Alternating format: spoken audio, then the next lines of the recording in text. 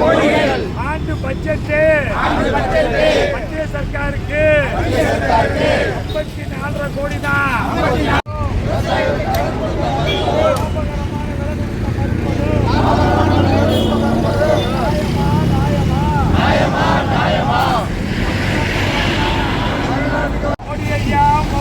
நீங்க இப்பதான் போன் நீங்க சர்ச்சில் இருப்பீங்கன்னு சண்டே இல்ல.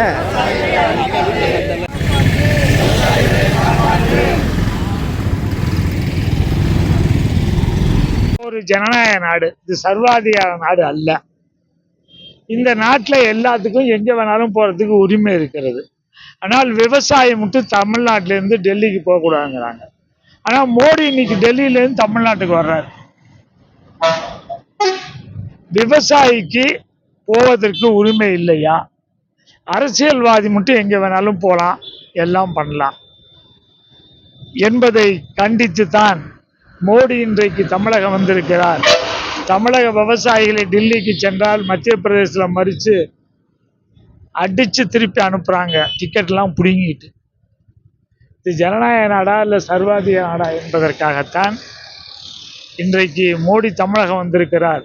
எங்களுடைய எதிர்ப்பை, விவசாயிகள் எதிர்ப்பை தெரிவித்திருப்பதற்காக இங்கே நாங்கள் இப்பொழுது காத்திருக்கும் போராட்டம் நடத்தி கொண்டிருக்கின்றோம்.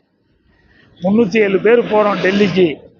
மத்திய பிரதேசத்தில் அடித்து இறக்குறாங்க, திருப்பி சரியாக அனுப்பலை. ஆனால் எங்கள் மேலே கேஸ் போடுறாங்க, கேஸ் போட்டு சம்மன் கொடுக்குறாங்க. சம்மன் வாங்கிட்டு போகிறோம்னா அதையும் விட மாட்டேங்கிறான் போகிறதுக்கு.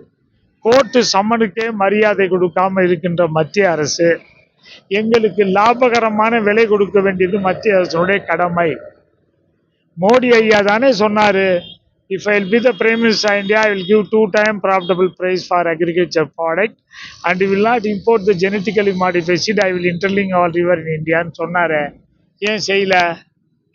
அதை செய்யன்னு சொன்னதை செய் என்று கேட்பதற்கு எங்களை விடவில்லை என்றால் அது கொடுமை என்று நாங்கள் நினைக்கிறோம். அதற்காகத்தான் இந்த போராட்டம்.